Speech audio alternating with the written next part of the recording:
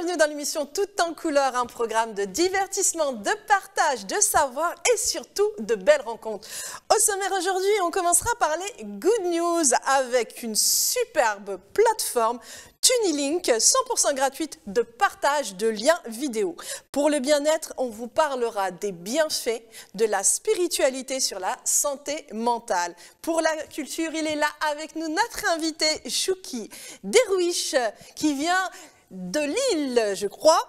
Grand artiste, sculpteur qui s'inspire du sacré, de la spiritualité pour ses œuvres. Dans l'instant coaching, Sylvie Vieille-Robe nous parlera de la maïeusthésie pour retrouver un équilibre et un bien-être. Bonjour Chouki. Bonjour Inda et merci pour cette belle invitation. Merci à vous d'être là avec nous. Donc tout au long de cette belle émission Tout en couleur, eh bien on va parler de sacré en tout. De sacré dans l'être, de sacré dans l'art aussi, de tout ce que compose notre univers, notre vie et ce qui doit être surtout. C'est ça le plus important. Tout à fait. Alors on va commencer Chouki, je vous embarque avec moi dans les différentes rubriques. On va commencer avec une innovation technologique, donc pour la première fois sur un média français en exclusivité sur RTV, TuniLink. En 2021, donc le fondateur Sami Tounsi, qui est un Tunisien résident en France, ingénieur en système de télécommunication, il a lancé la première plateforme de partage de liens vidéo. Aujourd'hui, eh bien, il y a beaucoup de jeunes créateurs de contenu qui utilisent justement cette plateforme TuniLink et l'apprécient. Elle est unique en son genre et il faut savoir qu'elle respecte les droits d'auteur. Ça, c'est très important, respecter les droits d'auteur pour ne pas avoir de problème. Elle n'héberge aucun fichier vidéo, uniquement des liens. On vous laisse regarder.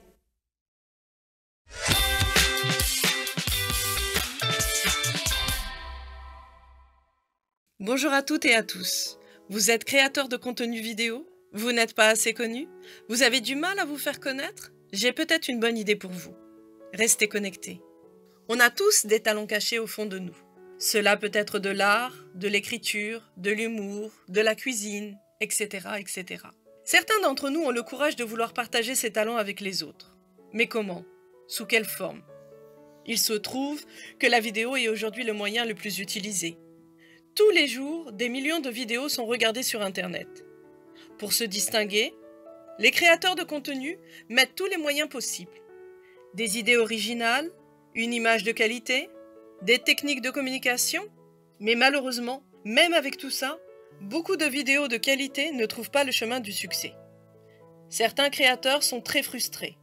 Ils commencent alors à payer des campagnes publicitaires sur les réseaux sociaux. Ce moyen n'est malheureusement pas toujours efficace. Et il n'est surtout pas donné à tout le monde. La plupart des créateurs vidéo s'adressent alors à leurs amis. Ils envoient leurs liens vidéo à tout le monde, en espérant que certains les partagent pour eux. Et ça aussi, c'est pas toujours gagné. Alors comment faire? Eh ben, des jeunes Tunisiens ont inventé une solution gratuite. Je vais vous expliquer. Tout le monde connaît les plateformes sur lesquelles on peut diffuser des vidéos, comme YouTube, Facebook, Instagram, TikTok, etc. Mais connaissez-vous des plateformes de liens vidéo? Eh ben, il existe une plateforme gratuite uniquement pour les liens vidéo. Et c'est une initiative tunisienne. Alors, on peut se demander à quoi ça sert de publier un lien vidéo. Tout simplement, cela permet d'augmenter la visibilité de la vidéo d'origine et d'atteindre ainsi une nouvelle audience gratuitement. Je vais vous présenter rapidement cette plateforme. Pour y accéder, il suffit de chercher TuniLink sur Google ou de télécharger gratuitement l'application sur Google Play. Vous allez arriver sur la page d'accueil suivante. On y retrouve les liens vidéo classés par catégorie: musique, business, sport, religion, etc. Le top 10 des membres, les vidéos les plus populaires du jour et les dernières vidéos publiées. Pour commencer, vous allez vous inscrire. L'inscription est assez simple. Une fois votre email et votre identité approuvés, vous allez recevoir un email de confirmation. Maintenant, vous pouvez publier des liens vidéo. Pour cela, il suffit de cliquer sur le bouton et de coller votre lien dans cette zone. C'est magique. Tout est importé automatiquement.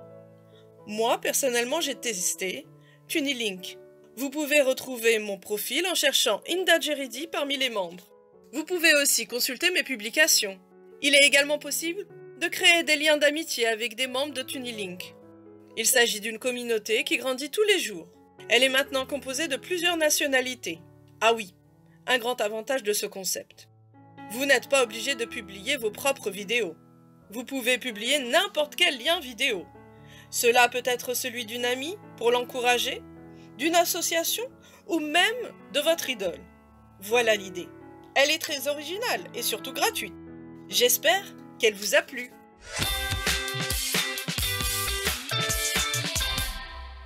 Alors Chouki, vous avez pensé quoi de cette plateforme? Eh bien, innovante, comme ah ouais, sympathique, tu l'as présentée. Non, non, franchement, elle est... C'est bien ça, par exemple, pour faire connaître des vidéos, des profils, des messages à travers cette plateforme. C'est inattendu, en fait. C'est inattendu, exactement. Voilà. C'est vraiment une innovation de jeunes ingénieurs. En plus, il n'y a pas problème des droits d'auteur, c'est ça qui est important, toujours préserver les droits d'auteur. Mais là, c'est juste, on met des liens pour aller vers les sites référents qui parlent de ces vidéos. Donc c'est vrai qu'il y a de plus en plus de jeunes qui se mettent dans les innovations, qui utilisent la technologie pour pouvoir valoriser des profils. Je pense que c'est important, même dans le sacré, et le sacré est partout. Exactement. C'est ça, je pense. Alors Chouki, après ces good news, on va passer au bien-être. Donc le bien-être, là, on va parler d'un sujet fondamental, les bienfaits de la spiritualité sur la santé mentale. Donc je pense que la spiritualité vous parle énormément. Eh bien oui, je crois qu'on en fait partie. Un certain messager disait qu'on ne vivait pas seulement que de pain. Oui, exactement. Donc oui, non, tout à fait, on a besoin de cette nourriture intérieure, spirituelle, pour aussi apprendre, ne serait-ce que se connaître déjà, et par là même plus, c'est-à-dire pouvoir joindre et rejoindre l'origine de tout. Et, la source de l'amour inconditionnel. Exactement. Et c'est vrai qu'en fait, il faudrait d'abord définir la spiritualité. Alors j'ai été voir dans le dictionnaire Robert, en philosophie, qu'est-ce que la spiritualité? C'est le caractère de ce qui est spirituel, indépendant de la matière. En religion, donc toujours dans le dictionnaire Robert, croyances et pratiques qui concernent la vie de l'âme, la vie spirituelle. En réalité, la spiritualité, c'est une approche holistique. C'est une approche qui prend la personne dans sa totalité. Donc là, en l'occurrence, Chouki, on parle de préservation, de bienfaits sur la santé mentale, mais on sait très bien que la spiritualité va au-delà de la santé mentale. Elle va au niveau du physique, de l'émotionnel, de l'être tout entier. Donc c'est important justement, et surtout l'âme. La spiritualité, c'est justement cette communication avec l'âme. L'âme, tout à l'heure vous parliez de se retrouver, de retrouver ce que l'on est réellement. Cet être spirituel. Je pense que c'est important justement de comprendre ça. Et la religion et la spiritualité sont deux entités justement bien distinctes. Parce que parfois on confond, on dit la religion c'est la spiritualité c'est la religion, alors qu'en réalité ce sont deux entités bien distinctes qui sont complémentaires. Tout à fait. Et qui font l'humain. Exactement. Pour reprendre un peu un célèbre titre de René Guénon, la doctrine islamique et le taoïsme, il reprend cette idée d'écorce ou d'exotérisme et de cœur. Et d'ésotérisme, en fait, c'est les deux faces d'une même réalité. On a effectivement ce besoin extérieur qui va se concrétiser par ce qu'on appelle la religion, tout ce qui va être les affaires sociales et tout ça. Puis en même temps, aussi intérieurement, il y a tout un travail effectivement à effectuer. Au niveau de l'âme, au niveau de l'esprit humain aussi. Et il faut comprendre qu'en fait, l'humain a besoin de religion, de se relier au divin et surtout de loi. Parce que sinon, si un humain n'a pas de loi, c'est l'anarchie. Il va dans tous les sens. Alors que là, la religion, c'est la reliance qui va permettre, ce sont des lois divines qui vont permettre justement à l'individu de pouvoir avoir des valeurs, mais surtout des lois à respecter. Tout à fait. Et puis ces mêmes lois, en fait, ne sont qu'une forme d'écho de l'ordre cosmique, en fait. Souvent, on parle de lois physiques qui sont, voilà, on ne peut pas faire autrement que la gravité ou ceci ou cela. Mais l'être humain est invité. Il y a une très belle parabole dans le Coran où il est dit qu'effectivement, l'arbre et l'étoile se prosternent, mais vous ne comprenez pas leur prosternation. C'est-à-dire que tout est soumis, bien sûr, à travers ces lois, à un ordre divin qui est beaucoup plus grand, beaucoup plus vaste, beaucoup plus absolu. Et la différence entre la création, le restant de la création et l'être humain, c'est qu'il y a effectivement cette part de libre arbitre où il est invité comment dire, à chanter avec le concert de la création ou pas. Après, ça reste à sa propre liberté, son cheminement qui va faire qu'à un moment donné, il va ressentir ou non le besoin. Quand est-ce qu'il va le ressentir? Peut-être qu'il ne le ressent pas maintenant, mais dans quelques temps, il va le ressentir. Donc ça ne nous appartient pas, mais effectivement, cette invitation-là, elle est de fait, elle participe, comment dire, du questionnement existentiel de l'être humain, de tout à chacun. Et puis finalement, quand il en sent le moment, le déclic, le besoin, et à un moment donné, il dit bon, qu'est-ce que je fais? Est-ce que je reporte à demain ou à après-demain la procrastination, la quête d'absolu, ou bien est-ce que j'attrape le taureau par les cornes et puis que voilà. Donc après, c'est une réflexion une méditation qu'il faut quand même avoir. Mais en fait, la spiritualité nous amène à l'ici et maintenant, au moment présent, pas à procrastiner, à laisser à demain. Malheureusement, l'humain fait beaucoup ça. Il laisse à demain. Bon, demain, ça ira mieux, ou demain. Et c'est important justement de comprendre là, en réalité, les bienfaits de la spiritualité sur la santé mentale, parce que vous parliez de méditation. La méditation est une pratique que l'on utilise dans la spiritualité. C'est très important.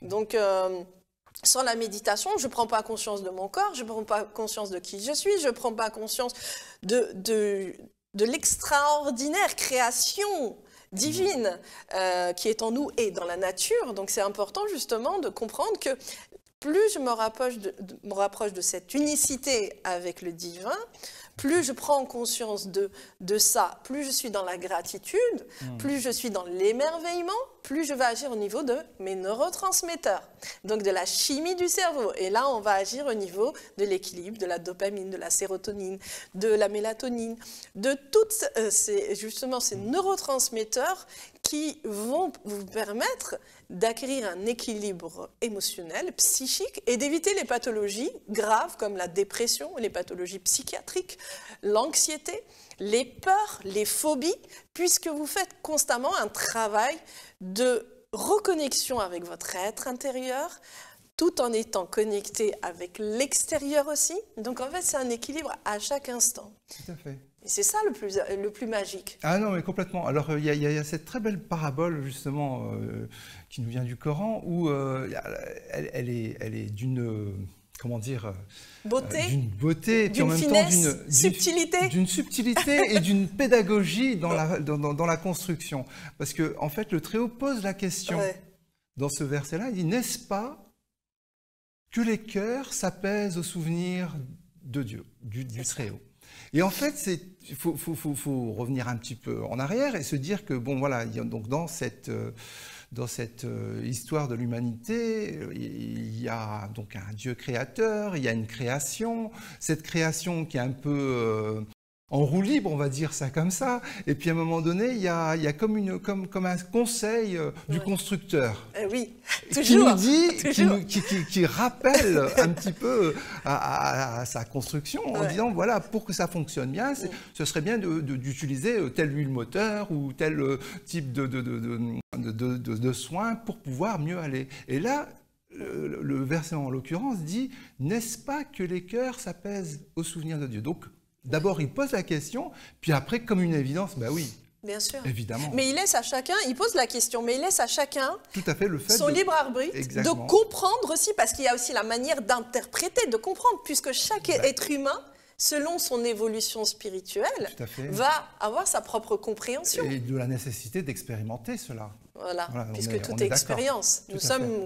La vie est une multitude d'expériences spirituelles qui doit nous ramener justement au divin, à l'unicité, à cet amour inconditionnel. Et c'est vrai que ce que vous avez dit là, c'était sourate, justement, n'est-ce pas que les cœurs se tranquillisent au rappel de Dieu.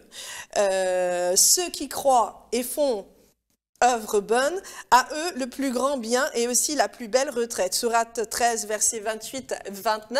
Donc, c'est vrai que dans le Coran, à chaque fois, il y a des sourates de rappel que pour aller bien dans la santé mentale, au niveau du physique, il faut justement se reconnecter au rappel du divin qui est amour, qui est rahma, miséricorde, sachant qu'il a mis 1% de sa miséricorde sur terre, il a gardé 99% le jour du jugement dernier. Mais qui a cet amour, qui a cette rahma, qui a cette...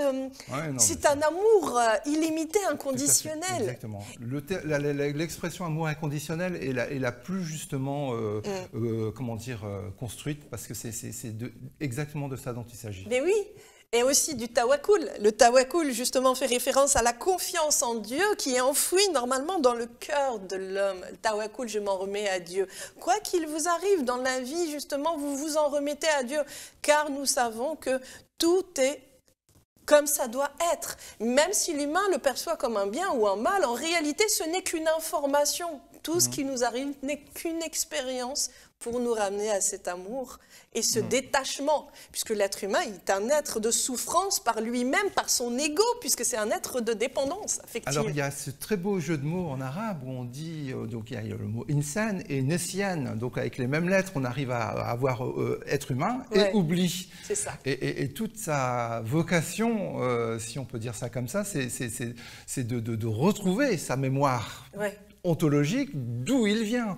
Et ce faisant, justement, se réalise en se disant, mais oui, étant connecté à la source, ça va beaucoup mieux, c'est beaucoup plus simple. Exactement. Les choses sont... tout à l'heure, tu parlais de comment dire, de ne pas...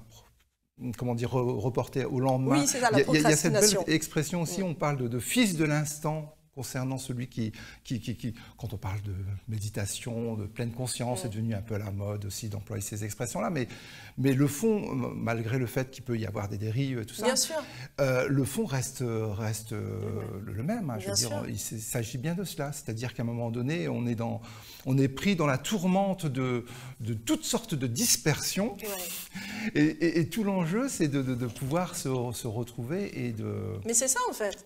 On est un peu comme dans un film de Matrix, hein, un peu quand même. On a beaucoup d'informations, on a deux chemins à suivre. Alors la petite pilule bleue ou la rouge, à vous de choisir. Mais tout est expérience, tout est expérimentation. Et en fait, quand tout à l'heure vous avez parlé de libre arbitre, or nous, il nous a mis le libre arbitre, de choisir le bien ou le mal. Il s'est dit en plus, si un mal t'atteint, il vient de toi. Si un bien t'atteint, il vient du divin. En réalité, nous attirons à nous, par la loi de l'attraction, ce que nous pensons, ce que nous croyons. Si je pense, par exemple, que mon bonheur à moi, c'est d'être riche, alors je vais faire l'expérience de cette richesse, mais en contrepartie, et c'est arrivé dans plusieurs cas, en contrepartie, l'univers a fait, le divin, qu'un enfant, par exemple, est parti. Accident à cause de cet argent que le père a acheté une voiture. En réalité, même si c'est dur, mais nous vivons nos propres réalités. Et c'est ça qui est important justement de comprendre. D'où cette importance de se relier au sacré, au divin, par son amour. Oui, cette reliance et puis le fait comment dire, de relativiser tout, si ce n'est celui qui ne peut l'être, c'est-à-dire l'absolu. Exactement. Et tant qu'effectivement on est dans cette posture où à un moment donné on va comment dire, se projeter comme autant de cristallisation, de fixation sur ceci ou cela, sachant que l'âme n'est jamais satisfaite, quoi qu'elle obtienne, c'est ce qu'on appelle de l'idolâtrie, voilà, c'est le terme, et toute fixation sur tel ou tel objet, c'est ni plus ni moins que d'idolâtrer, de manquer. Je connais, comment dire... j'ai appris très récemment par une amie que l'étymologie du mot péché, c'est le fait de rater sa cible, en fait. Et en fait, c'est exactement de ça dont il s'agit, c'est-à-dire le péché par excellence, c'est vraiment de rater sa cible, c'est-à-dire de confondre tous les moyens qui sont autour de nous en autant de finalités, de divinités, d'idoles qui vont venir nous accaparer. Et puis à partir du moment où dans notre cœur, il y a autre chose que l'absolu, ben, il y a comme qui dirait quelques disharmonies qui vont s'installer. Hein, et c'est vrai qu'il y a même, donc en sciences islamiques, hein, parce que j'avais fait des cours, disait, j'étais surprise par ça, le fait d'avoir même peur d'une personne était du shirk, de l'associationnisme faible. Ah non, mais... Et là, je me suis dit, waouh!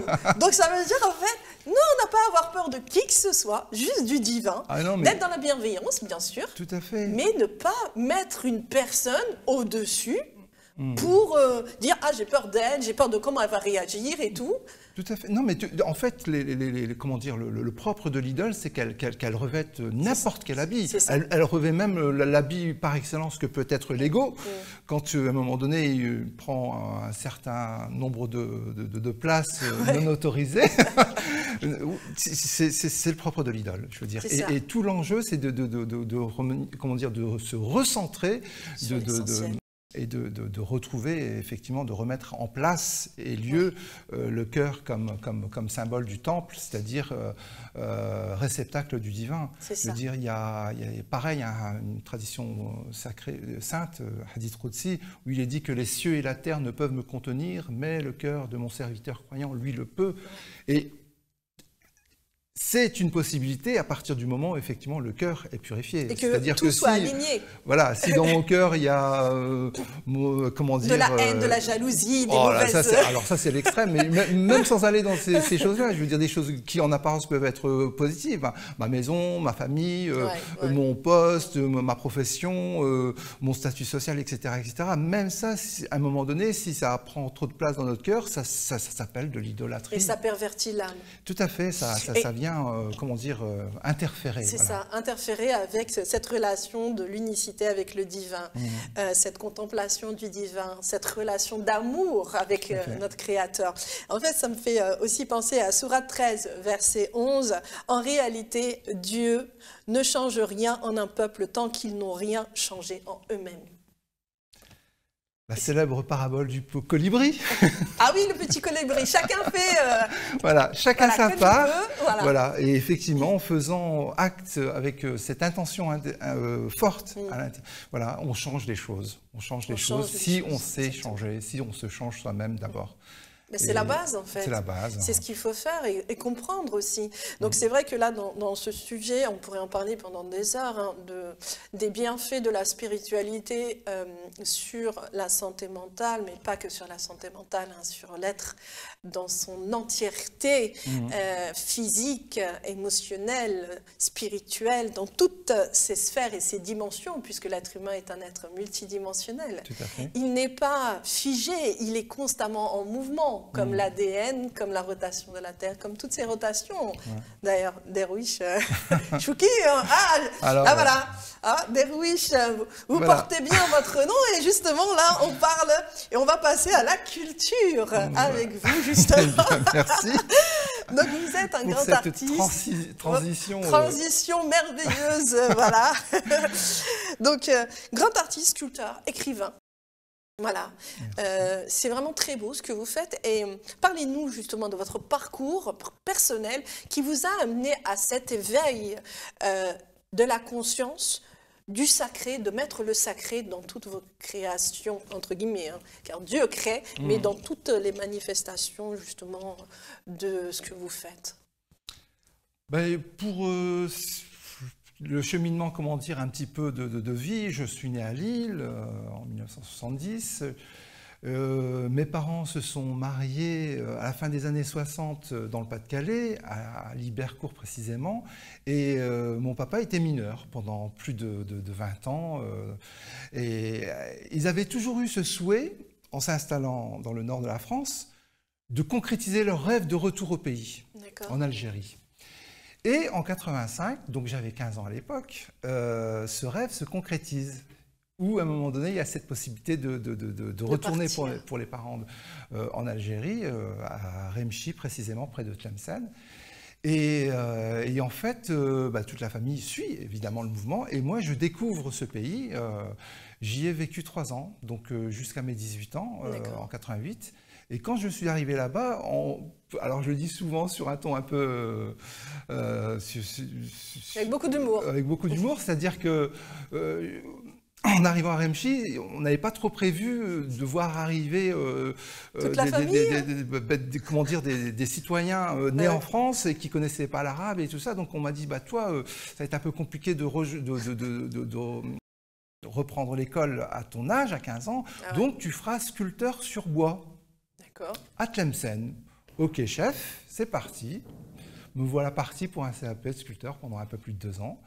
Et ça a été une révélation en fait. Moi j'ai tout de suite accroché, j'ai tout de suite les senteurs du bois, les arabesques, les entrelacs géométriques, tout ça, un peu de calligraphie.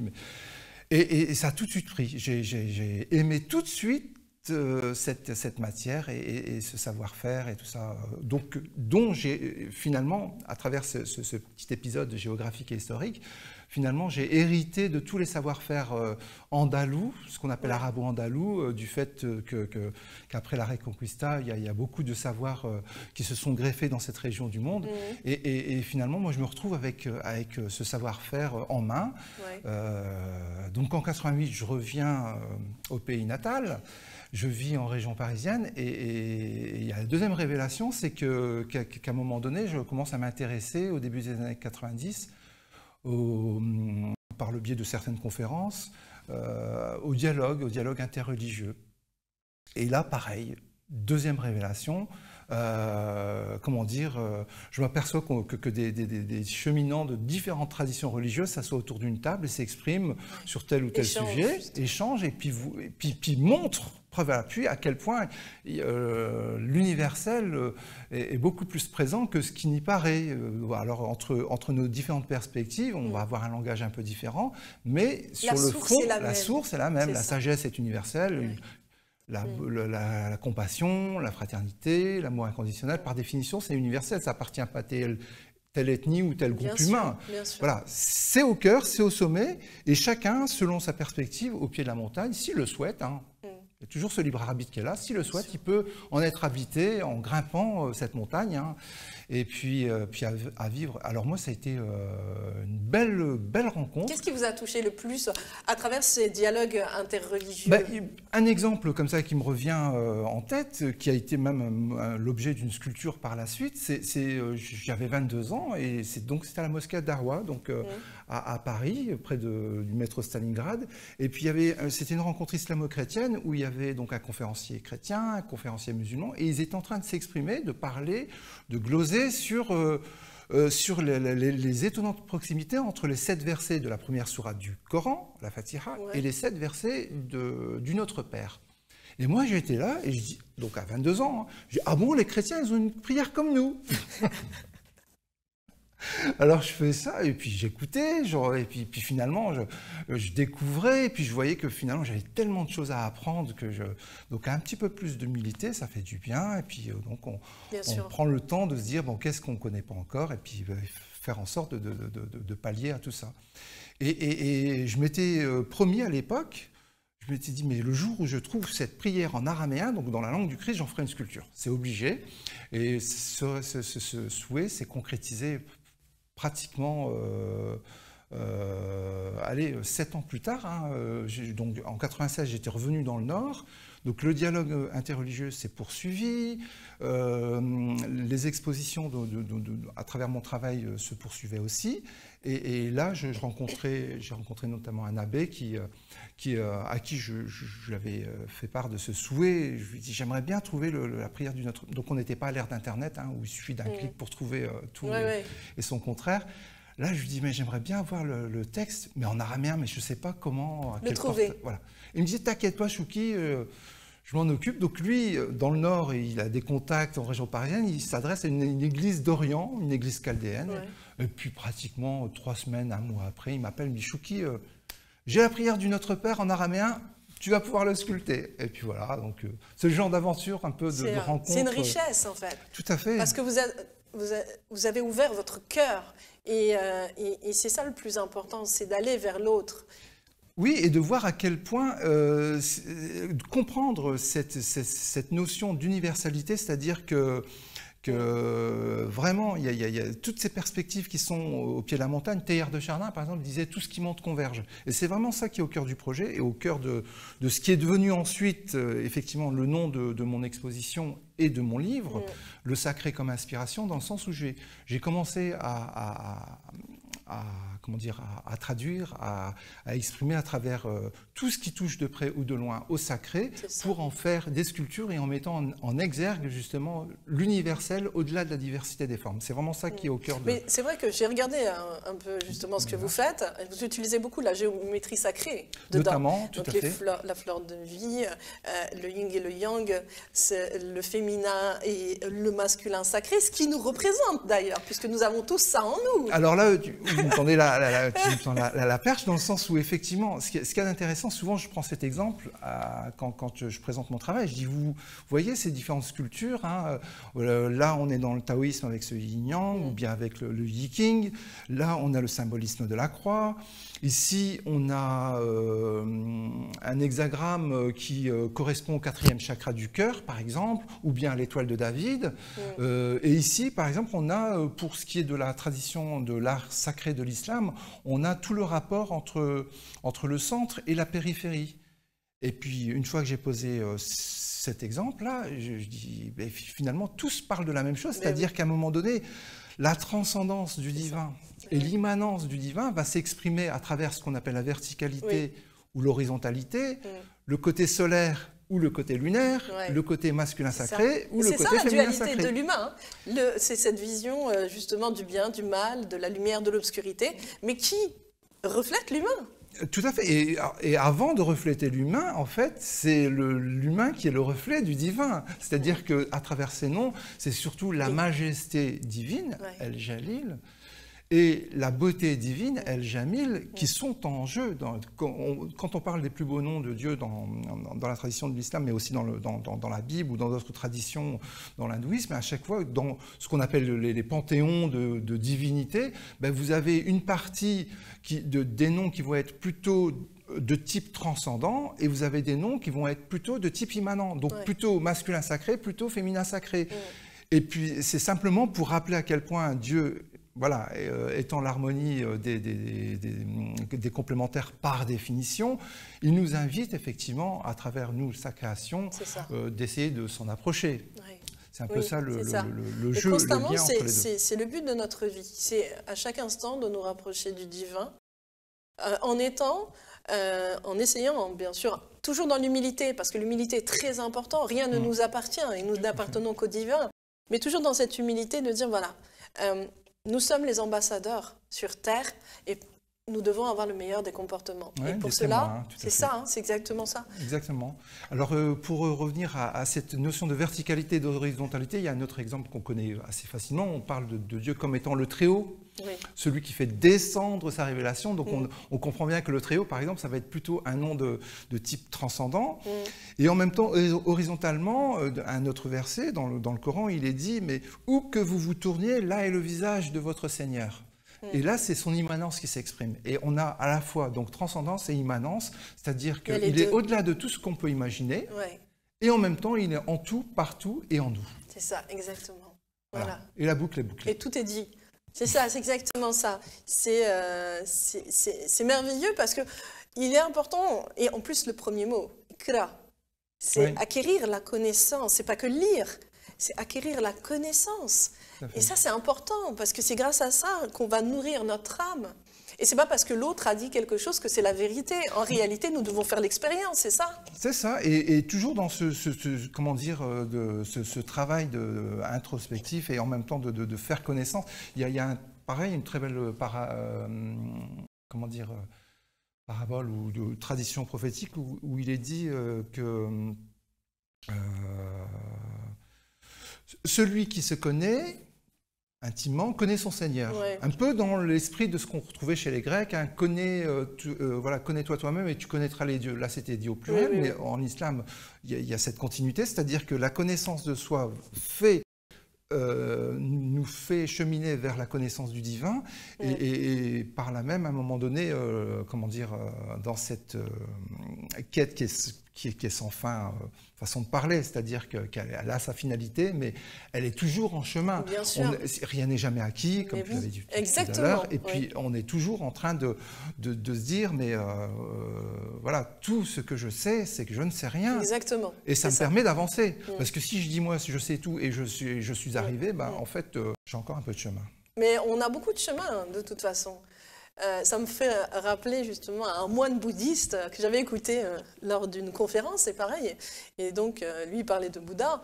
Et Bouddha était sous l'arbre, là, en train de méditer. Donc, il a médité. Et il y avait un de ses disciples qui est venu le voir parce qu'en fait, il a posé la question de « qui suis-je » Donc, il a médité et le disciple lui a dit « alors, qui suis-je » En réalité, je ne suis rien.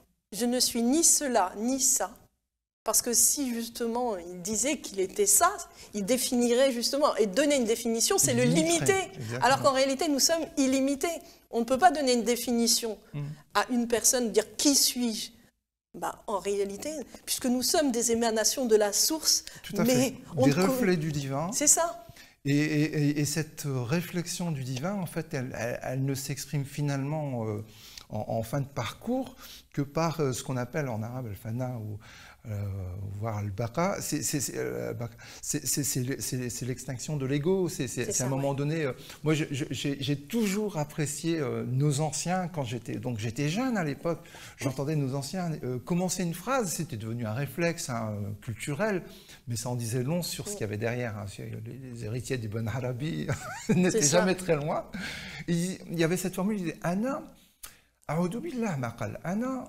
Alors, pour traduire, moi, je me réfugie auprès de Dieu d'avoir osé dire moi. Oui. Et il continue sa phrase, mais pour tout et n'importe quoi. Je vais au marché. Moi, le jour où j'étais, ça faisait un peu trop, mais en fait, ça renvoyait au fait que le jeu, c'est l'ego. C'est ça. Ouais, et donc, il y avait cette conscientisation qu'effectivement, à un moment donné, le moi-je, le jeu, c'est un très bel outil, un très beau moyen.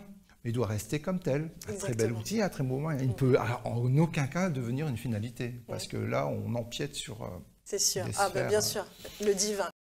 Alors, Chouki, vous avez écrit ce livre, Le Sacré, comme inspiration. Où est-ce qu'on peut le trouver, ce livre? Alors, on peut le trouver sur mon site internet, derviland.com. Je l'ai publié, donc c'est de l'auto-édition en 2018.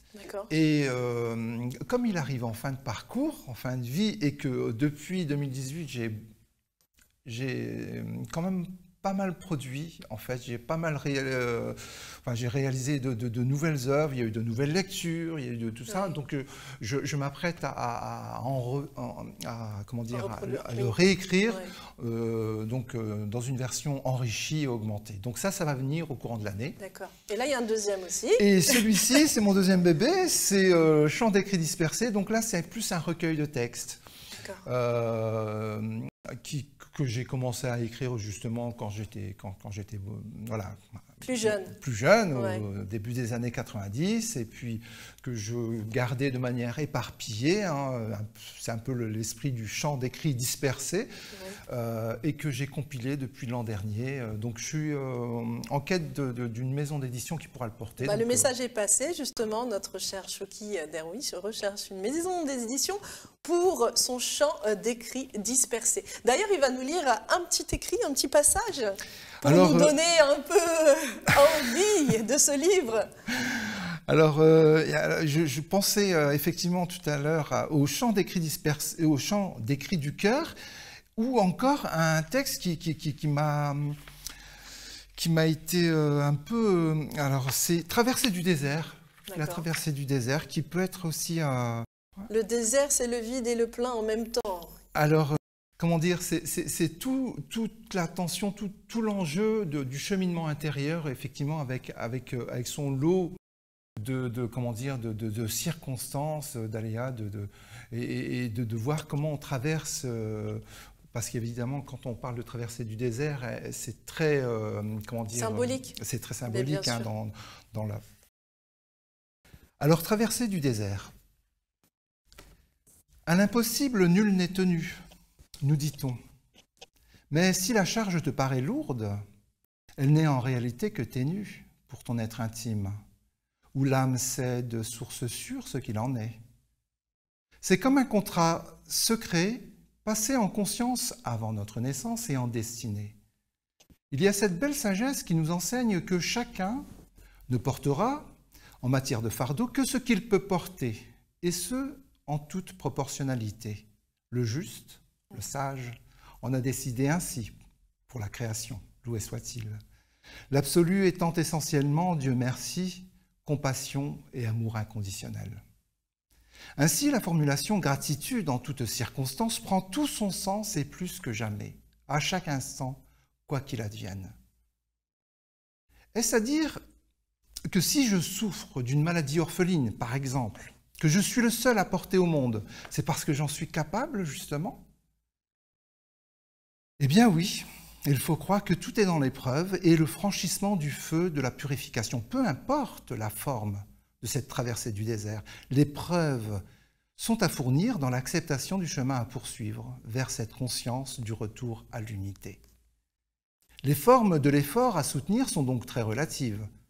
Les épreuves à vivre, qu'elles soient douces ou difficiles, ne sont qu'un révélateur qui nous permet d'être touchés pédagogiquement et de goûter, autant que faire se peut, à l'équanimité. Le lâcher-prise en toutes circonstances. En fait, c'est même la définition du mot islam. S'en remettre entièrement, librement et en toute confiance à Dieu. Je peux donc être le plus puissant ou le plus faible, là n'est pas la question. Il s'agit de réaliser notre lien intime et ontologique avec le Très-Haut. Les moyens par lesquels s'exprime l'épreuve sont donc relativisés et relativisables. Tout n'est qu'enseignement pour faire éclater le réel et révéler la non-dualité, en faisant tomber une à une les idoles illusoires et éphémères qui encombrent comme autant de mirages notre temple cardiaque, qu'elle se nomme d'ailleurs bien fait ou mal a dit, voire bonheur ou malheur. En fait, il n'y a pas de bonheur ou de mauvaise heure, loin de tous ces leurres. Il n'est juste que trop l'heure de la pleine conscience de l'unité, parcelle du grand tout, jusqu'à l'ouvrage du sentiment océanique, comme autant de gouttes d'eau réintégrant la maison mère, et ainsi baigné dans la présence de la lumière universelle. Ô âme apaisée et agréée, viens. Bravo. C'est merveilleux, c'est magnifique et c'est rempli... Un échantillon. Oui, justement, un très bel échantillon. Donc voilà, hein, donc on recherche donc une maison d'édition hein, pour notre cher Chouki Derwish qui a su parler à l'âme à travers ses mots et nous faire vibrer de l'amour du divin. Car en réalité, chaque œuvre doit nous amener à rechercher ce divin en nous, dans notre cœur, et surtout cet amour inconditionnel, car il est amour inconditionnel. Et c'est notre devoir de revenir à cette source-là. Alors, je vais vous embarquer après ce texte merveilleux à l'instant coaching, et on continue vers le lâcher-prise, justement ce mindfulness, cette pleine conscience, avec Sylvie Vieillerobe, qui nous parle de la maïeusthésie, que l'on a rencontré au salon Bien-être Médecine Douce à Porte de Versailles. On regarde ensemble.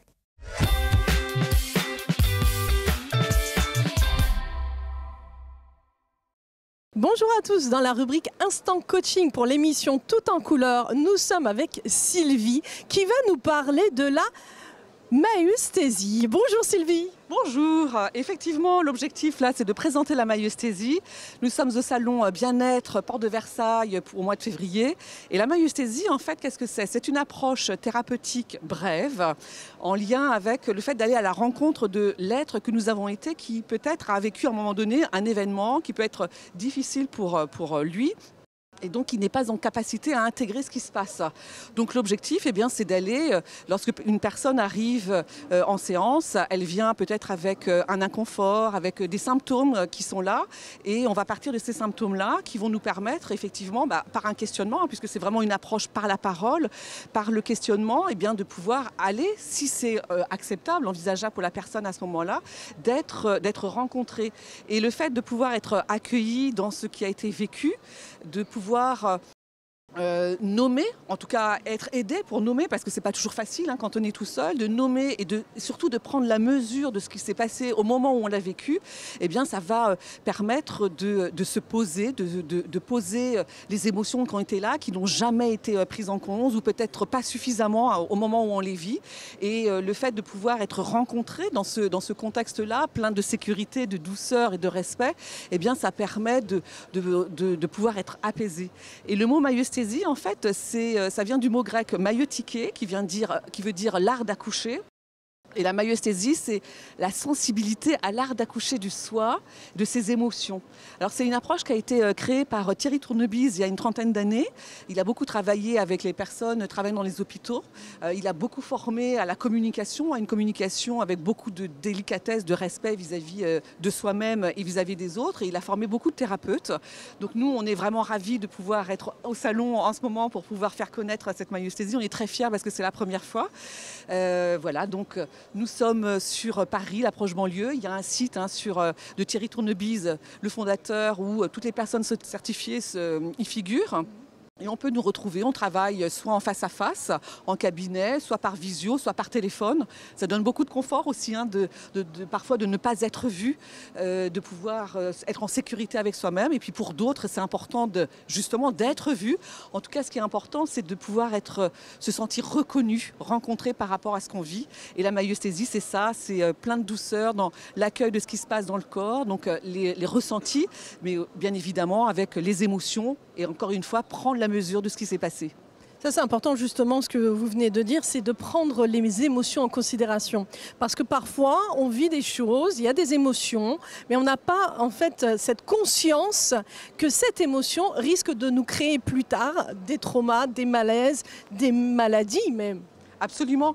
En fait, quand on vit quelque chose où souvent trop fort, trop intense, on n'est pas en capacité, alors en plus ça dépend de l'âge qu'on a bien évidemment, mais souvent on n'est pas en capacité à nommer ce qui s'est passé parce que c'est pas seulement qu'une émotion, ça peut être un ensemble d'émotions et ce qui manque souvent c'est qu'on n'a pas été formé à être dans l'accueil, de savoir ce qui se passe et tout le bienfait en fait d'être accompagné par un praticien en maïeusthésie, c'est justement une personne qui est en capacité à dire, à nommer et on va chercher cette justesse chez l'autre parce que ce qui est important, c'est que justement l'autre se reconnaisse dans ce que nous on va nommer. Et on va le nommer parce qu'on part de là où il est, de là où il vient. Donc c'est lui qui nous donne toutes les informations et c'est là où il y a du respect parce qu'on n'est pas les sachants. Et c'est pour tout type de public, enfants, adultes? Oui, ça marche avec toutes les personnes. Mon plus jeune patient, il a 6 ans et ma plus âgée a 80. Alors je ne vais pas dire que c'est de 777, mais c'est de presque ça. On travaille aussi avec les bébés, on travaille avec le fœtus. Donc vraiment, c'est aller à la rencontre de l'être qui, pendant la grossesse, par exemple, la mère a vécu quelque chose de difficile et donc il porte en lui quelque chose qui ne lui appartient pas, mais qui est là. Et on peut aller à la rencontre du bébé, enfin du fœtus et du bébé qu'il a été. Donc oui, quel que soit l'âge. Quelles que soient les thématiques, ça marche très très bien aussi. C'est une approche qui convient très bien aux hypersensibles, aux personnalités atypiques. On en parle beaucoup dans les médias ces dernières années, mais c'est vraiment quelque chose qui leur convient bien de pouvoir se connecter à leurs émotions. Ouais, je pense que de toute façon, la plupart des pathologies, si ce n'est pas 80%, sont dues à nos émotions, à ce problème de gestion des émotions. Oui, alors en même temps, la gestion des émotions, on en parle beaucoup et en même temps, une émotion, qu'est-ce que c'est ? C'est là pour nous donner une information. Et donc une information, on la reçoit ou on ne la reçoit pas. Souvent, ce qui manque, c'est qu'on n'a pas été formé pour être dans l'écoute, dans le respect de soi et de ses émotions. Et c'est pour ça que finalement, ça va être difficile par la suite. Mais une émotion, c'est pas fait pour être géré, en fait, vous le savez bien. Une émotion, c'est fait pour nous être là, ça nous donne une information. Et quand on la prend, les choses, c'est ce qu'on fait quand on va à la rencontre de l'être qui a vécu ça ou ça ou ça, on va reconnaître ses émotions et ces émotions-là, à partir du moment où elles ont été entendues, elles n'ont plus de raison d'être. Donc elles disparaissent, elles s'apaisent en fait, parce que le message a été reçu. Le message a été conscientisé et donc il est libéré, transcendé. Absolument, vous avez raison. Merci beaucoup Sylvie. Avec cœur.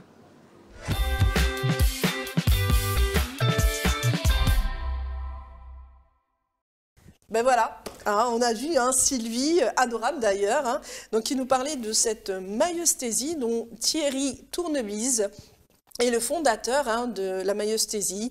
Paix intérieure, douceur et bienveillance envers soi. Comment rencontrer son enfant intérieur et surtout le laisser s'exprimer et revenir à l'essentiel. C'est beau en fait. C'est exactement en fait qu'on parle du sacré comme inspiration, des chants d'écrits dispersés. Ou bien là on voit justement avec la maïeusthésie qui nous redemande de cette paix intérieure, de revenir à l'essentiel, à soi, connecté justement à tout ce qui nous entoure. Il y a plusieurs chemins, mais la source est la même. On y revient. On est toujours dans cet esprit de convergence. Tout à fait. Merci en tout cas. Merci Chouki, c'est déjà la fin de notre émission. Merci de m'avoir accompagné, de nous avoir accompagnés avec tant de philosophie, de sagesse, d'amour et surtout d'humilité.